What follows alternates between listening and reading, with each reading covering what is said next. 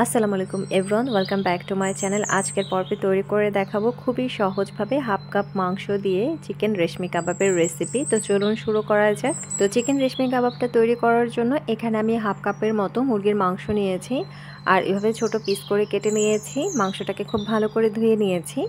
এখানে কিছু টুথপিক নিয়েছি। এই পর্যায়ে চিকেনটাকে ম্যারিনেট করে নিব। তো প্রথমে আমি এখানে লবণ দিয়ে দিয়েছি স্বাদ অনুযায়ী। এরপর দিয়ে দিচ্ছি হাফ চা চামচের মতো রসুন বাটা। তো মুরগির মাংসের পরিমাণ বুঝে এখানে রসুন বাটাটা দিয়ে নিতে হবে। এরপর দিয়ে দিচ্ছি এখানে সামান্য পরিমাণ আদা বাটা। তো আদা বাটা আর রসুন বাটাটা কিন্তু মুরগির মাংসের পরিমাণ বুঝে দিয়ে নেবেন। এরপর দিয়ে দিচ্ছি খুবই সামান্য পরিমাণ গোলমরিচের গুঁড়া। এখন এই সবগুলো উপকরণকে খুব ভালো করে মেখে নিচ্ছি। তো এই পর্যায়ে চাইলে কিন্তু আপনারা একটু লেবুর রস দিয়ে নিতে পারেন। তো আমি এটা পরে দিব।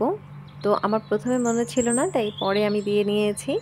এখন এটাকে একটা সাইডে রেখে দিচ্ছি রেস্টে রাখার জন্য।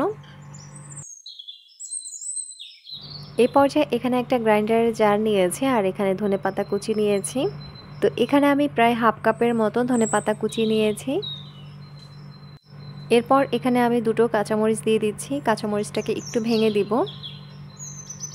তো এখানে কাঁচামরিচটা আমি ফ্লেভারের জন্য দিয়ে নিয়েছি। যে যেরকম ঝাল পছন্দ করেন সেভাবে কাঁচামরিচটা দিয়ে নেবেন। দিয়ে দিচ্ছি এখানে প্রায় 1 টেবিল চামচের মতো টক দই। তো চিকেনের পরিমাণটা একটু বেশি হলে কিন্তু এখানে টক দইয়ের পরিমাণটা বাড়িয়ে দিবেন।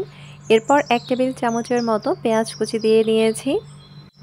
এখন এটাকে খুব ভালো করে বিট করে নিচ্ছি। তো 1 মিনিটের মতো সময় নিয়ে এটাকে খুব ভালো করে বিট করে নিয়েছি। তো দেখুন এই পর্যায়ে এটাকে একটা সাইডে রেখে দিব। এই পর্যায়ে ম্যারিনেট করা চিকেনের ভেতরে আমি এই মিশ্রণটা ঢেলে নিচ্ছি। তো সম্পূর্ণ মিশ্রণটাই ঢেলে নেবেন।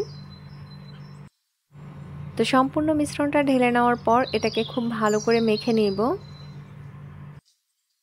এখন এখানে সরিষার তেল দিয়ে দিচ্ছি প্রায় 1 চা চামচের মতো। তো সামান্য পরিমাণ সরিষার তেল এখানে দিয়ে নিয়েছি।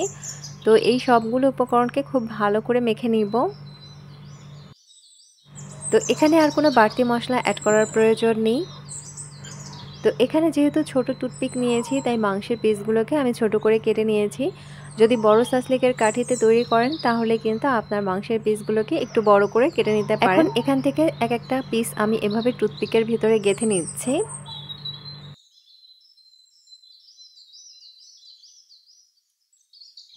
তো মাংসটা এভাবে গেঁথে নেওয়ার কাজটা একটু সাবধানে করবেন, দেখবেন হাতে খোঁচা যেন না লাগে। তো এভাবে কিন্তু আমি সবটাই করে নিব। তো এক একটা টুথপিকে যতটা পরিমাণ ধরে ঠিক ততটা পরিমাণ দিয়ে নেবেন। এর উপর থেকে আমি লেবুর রস দিয়ে দিচ্ছি। তো লেবুর রসটা আপনারা চাইলে কিন্তু শুরুর দিকে চিকেন ম্যারিনেট করার সময়ও দিতে পারেন, বা গ্রিন সস দিয়ে যখন আমি এই চিকেনটাকে মেখে নিয়েছিলাম তখনও অ্যাড করে দিতে পারেন। দিয়ে এটাকে কিন্তু এভাবে সুন্দর করে কিছুক্ষণের জন্য রেস্টে রেখে দিবেন, বা চাইলে কিন্তু এটা ইনস্ট্যান্টও ভেজে নিতে পারবেন। এখন চুলায় আমি একটা ফ্রাই প্যান বসিয়েছি আর এখানে সামান্য পরিমাণ সরিষার তেল দিয়ে নিয়েছি। আপনারা চাইলে কিন্তু এখানে সরিষার তেলের পরিবর্তে সয়াবিন তেলও ব্যবহার করতে পারবেন, কোনো সমস্যা নেই। তবে সরিষার তেল দিয়ে ভাজলে দেখবেন খুব চমৎকার একটা ফ্লেভার আসবে। এখন এই পর্যায়ে আমি ফ্রাই প্যানে এক এক করে দিয়ে দিচ্ছি। তো প্রথমে চুলার আঁচটা একটু লোতে রাখবেন, তারপর চুলার আঁচটাকে বাড়িয়ে দিয়ে এগুলোকে উল্টে পাল্টে ভালো করে ভেজে নিতে হবে। তো চিকেন রেশমি কাবাবগুলোকে একটু দাগ লাগিয়ে ভেজে নিব। তো এভাবে উল্টে পাল্টে দিচ্ছি আর চিকেনটা যাতে ভালো করে সিদ্ধ হয়ে যায় এজন্য কিন্তু এটাকে খুব ভালো করে সিদ্ধ করে নেবেন। তো এই কাবাবগুলো একটু দাগ লাগিয়ে ভাজলেই দেখবেন খুব চমৎকার একটা ফ্লেভার আসে আর খেতেও কিন্তু অনেক বেশি দারুণ লাগে। তো দেখুন এগুলো কিন্তু খুব সুন্দর করে ভাজা হয়ে গেছে। দেখলেন তো কত সহজভাবে বাড়িতে কম মশলায় চিকেন রেশমি কাবাব তৈরি করা যায়। আর এটা একবার বানিয়ে খেলে কিন্তু বারবার খেতে ইচ্ছে হবে। এটা খেতে এতটাই মজার, দেখবেন পরিবারের সবাই কিন্তু অনেক বেশি পছন্দ করবে। চাইলে এটা বাচ্চাদের টিফিনের জন্য তৈরি করে নিতে পারেন। এখন গ্রিন সসটা রেডি করে নিচ্ছি।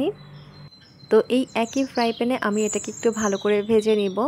তো এটাকে ভেজে একটু পানিটা টানিয়ে নিচ্ছি। তো পানি টানিয়ে এটাকে সার্ভ করব।